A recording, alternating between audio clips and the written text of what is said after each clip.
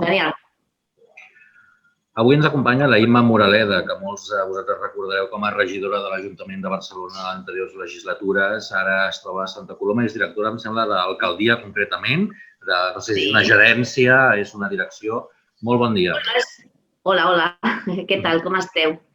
A Santa Coloma això és una àrea i efectivament faig la direcció d'aquesta àrea. Expliceu-nos una mica com està Santa Coloma després d'un any de pandèmia, sobretot en el sector comercial, empresarial. Ha patit molt, és una ciutat que se n'han sortit perquè molt era comerç local i de proximitat. Com ha estat tot plegat? Santa Coloma és una ciutat de 120.000 habitants, just a l'altra banda del riu Besòs, com sabeu, i, per tant, és una ciutat de serveis. És una ciutat molt densa en el sentit que té 6 quilòmetres quadrats, dels quals 10 quilòmetres quadrats, dels quals 6 són muntanya, són parc forestal, i 4 són la vila, el que és la ciutat. Urbà, sí. Quilòmetres quadrats viuen 120.000 habitants. Aleshores, és una ciutat molt densa, és una ciutat fonamentalment de serveis, té molt poc teixit industrial, perquè té un petit polígon molt petit i, per tant, tota la seva activitat és de serveis. En aquest sentit, el comerç és una part important d'aquesta activitat econòmica i, com totes les ciutats, és una ciutat que ha patit molt durant aquest any de pandèmia, com tots nosaltres, tots i totes nosaltres, que ha estat un any molt dur, molt difícil pel comerç. En primer lloc, per la incertesa. En segon lloc, especialment la restauració, que allà és un sector molt important, també ha estat greument afectada. I, per tant, intentant acompanyar-los en la mesura que ens és possible. En altres ajuntaments, precisament l'Ajuntament, la Corporació Municipal, ha estat un dels principals suports per al sector comercial industrial, perquè hi havia certa solvència de les corporacions municipals, precisament per començar a donar ajudes, per suspendre segons quins tràmits, segons quins impostos i taxes.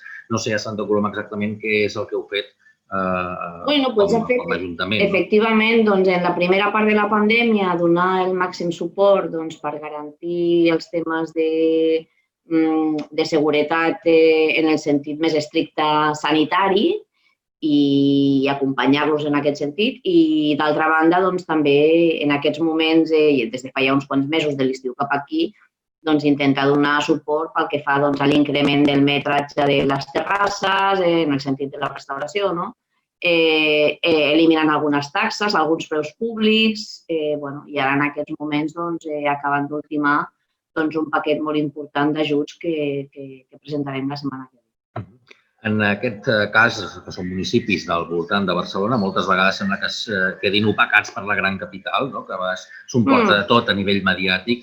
No sé fins a quin punt un municipi com Santa Coloma us sentiu vinculats a aquesta àrea metropolitana, que fa tants anys que se'n parla, que fa tants anys que es treballa, però no sé si en temps de pandèmia realment ha estat una institució que heu trobat al costat, ha tingut un protagonisme o creieu que li ha faltat protagonisme, en aquest cas potser el president, que és l'alcaldessa de la ciutat de Barcelona, en relació a la resta de ciutats? No, nosaltres, com sabeu, tenim una alcaldessa que té un lideratge molt fort, que es diu Núria Parlon, que el dia que vulgueu la convideu i us en parlarà també de tots aquests temes, perquè és una persona que en aquest sentit és defensora del món local, com molts de nosaltres, i jo crec que el seu paper també ha estat el de fer que les entitats supralocals, en aquest cas la Diputació i l'àrea metropolitana, habilitessin en aquest sentit fons especials per poder acompanyar el món local. Perquè, clar, penseu que el món local ha patit una davallada d'ingressos fruit precisament de la mala situació econòmica i que, a més, hem hagut de fer alguns paquets importants d'estímul per tal de poder acompanyar al món local, al món comercial i de serveis, i, per tant, en aquest sentit, les administracions supralocals han estat molt importants per nosaltres. Tant les que són supralocals més properes com les que són una mica més llunyanes. Sortosament hem tingut ERTEs, perquè si no, no sé què hauria passat.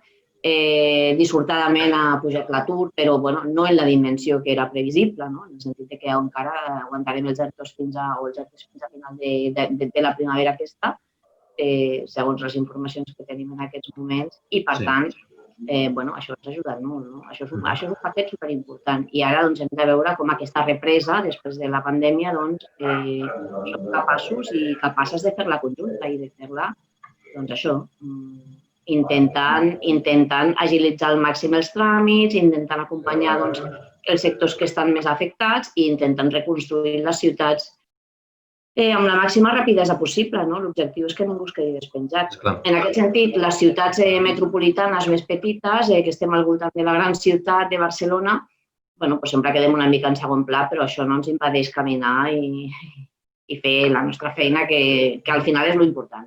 També sobta, a vegades, que en una gran capital i amb tots els municipis que l'integren, que es decretin segons quines normatives que fan un confinament municipal quan realment no hi ha barreres municipals, moltes vegades entre aquests municipis. No sé si això des de Santa Coloma us ha semblat estrany, si s'ha seguit, si no s'ha seguit, perquè evidentment no hi ha controls quan vas d'un poble a l'altre, igual que quan vas de Riera Blanca a l'Hospitalet, no?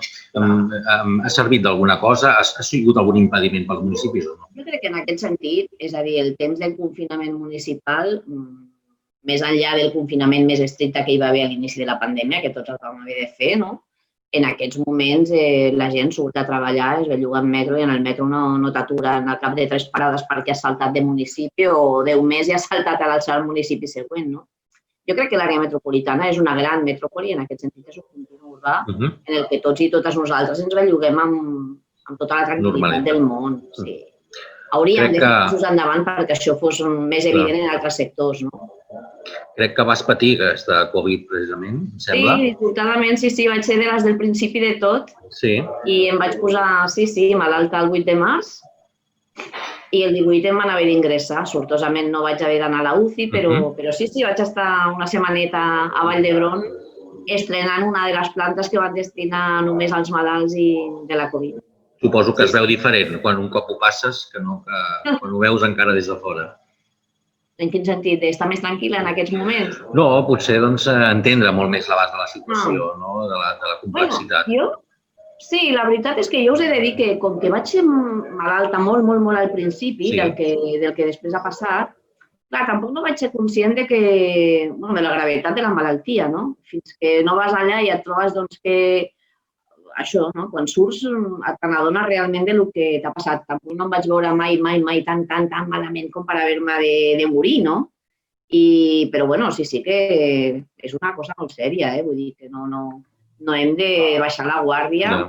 Jo fins i tot ara que entenc que tinc anticossos suficients per aguantar un temps, hem de mantenir igualment les distàncies, ens hem de rentar les mans tantes vegades com sigui necessari i fer ús de la mascareta sempre. Un tema que m'interessava parlar amb tu, perquè quan vas tenir responsabilitat de l'Ajuntament de Barcelona vas portar una regidoria que molta gent no va entendre ni el títol, que era allò dels usos dels temps, que cada vegada potser s'entén més, i sobretot després d'un any de pandèmia, que precisament la gent ha hagut de racionalitzar molt els temps del que fa les coses, ha hagut d'entendre una mica el temps que es necessita per segons que a casa també n'han tingut molt, a vegades fins i tot per reflexionar. El comerç també s'està replantejant també aquest temps que destina. Cada vegada també hi ha més comerç online i per tant dius, potser no cal que obri tot el dia i em dediqui mitja jornada a vendre a través de plataformes. La gent s'està plantejant moltes coses precisament al voltant del temps. No sé què pots reflexionar al respecte d'això, si ens vam avançar en aquell temps, si ens hem retardat, si ens ha agafat tot això una mica a contrapeu. Mira, jo crec que efectivament aquella aposta decidida i valenta que va fer la ciutat en temps de l'alcalde Clos i que després es va mantenir en temps de l'alcalde Hereu, doncs va ser una aposta innovadora. No vam ser pas els primers. Els primers havien començat a Itàlia a treballar sobre aquest temps, estudiant què passava, com aquest temps l'utilitzàvem a les ciutats i una mica quins factors influïen en com el gastàvem.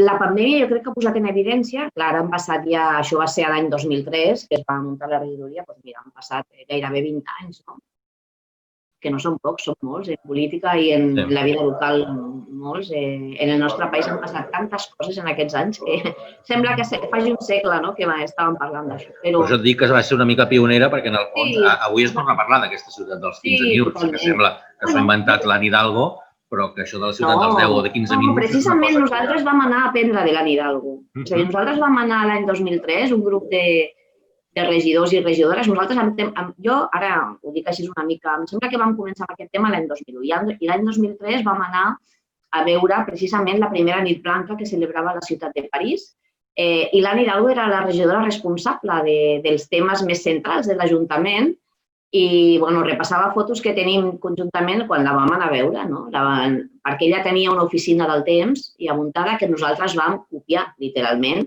les seves millors pràctiques. Algunes no es van poder portar endavant perquè som efectivament un país diferent i ciutats diferents, però moltes de les coses que ella feia les vam estudiar a fons. I a mi em fa molta il·lusió que ara ella pugui desplegar a fons aquestes polítiques, sent alcaldessa, però sí, vam anar a aprendre d'aquestes ciutats. Hi havia altres ciutats que també havien fet coses com Mòdena, havien fet coses a Itàlia, al nord. I vam començar a estudiar què estava passant en una ciutat com la nostra.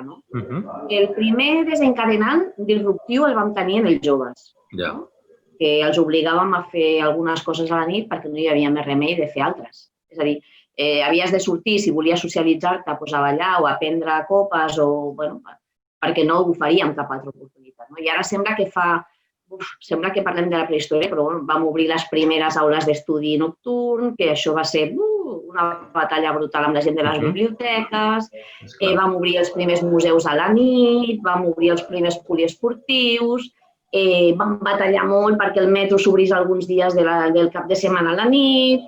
Aquestes petites empentes, estirades, estrabades, sotrecs, han fet que avui la nostra sigui una ciutat pionera en aquest sentit. Jo me n'alegro molt quan veig que encara funciona la xarxa d'empreses, per exemple, un altre tema que vam abordar molt a fons era el tema tecnològic. Com la tecnologia afectaria les nostres vides, Què passaria quan es poguessin fer tràmits online? Doncs fixa't. No fa tant i avui en dia sembla impensable. Ja és obligat fer-ho ja. I la pandèmia ha fet un altre cop, penso que estem en un moment disruptiu un altre cop. Aquesta pandèmia accelerarà molts canvis que haguéssim hagut de fer en 10 o 20 anys, una mica més fins i tot, i els farà accelerar. En el comerç esteu patint ja algunes d'aquestes coses, s'estan patint. Què ha passat amb els comerços que no estaven digitalitzats, com s'ha de fer-ho de la venda online, sense perdre el que representa el comerç local per una ciutat. Però la tecnologia també ha obert una finestra molt important per als comerços a vendre arreu del país, en altres barris de la ciutat. És molt curiós el que ha passat en aquesta pandèmia. Tenim Potser el comerç sempre ha estat un dels sectors més reacis, potser segons quins canvis, i això es veu també, sobretot en el tema dels horaris comercials, que ara es comencen a desestructurar per tot això que ha passat. No sé si ho veus així també, si creus que el comerç ha de fer aquest últim pas per no desaparèixer i seguir estant als nostres carrers, perquè al capdavall sempre es diu que el comerç és seguretat, és il·luminació, etc., però que s'ha d'adaptar. Ho és, però no té cap sentit mantenir a capa i espasa, d'una manera,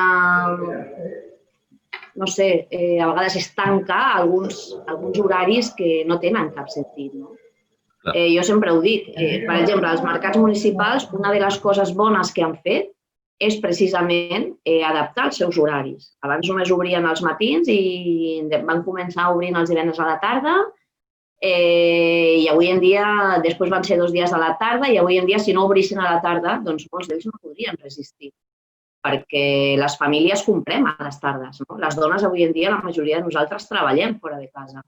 Per tant, no tenim temps per anar al mercat dissortadament, que ja ens agradaria. Però jo crec que tot el tema aquest del teletreball també ens permetrà flexibilitzar aquesta rigidesa que avui en dia tenien també els horaris laborals. I mentre tu facis la teva feina, ens hem d'acostumar a treballar per complir objectius. el jefe que més li ha de fer, si la fas a les 8 del matí o la fas a la 1 perquè a aquella hora has d'anar a acompanyar a la teva mare al metge o has de portar una criatura. I el comerç també s'haurà d'adaptar. I no serà dolent. No estem segurs que no. Moltes gràcies. Gràcies, Imma Moraleda, per atendre'ns. Ara directora, com dèiem, d'Alcaldia de Santa Coloma de Gramenet. Encantats de retrobar-nos i esperem seguir parlant perquè aquest tema dels horaris és un tema molt interessant que permet encara molta discussió.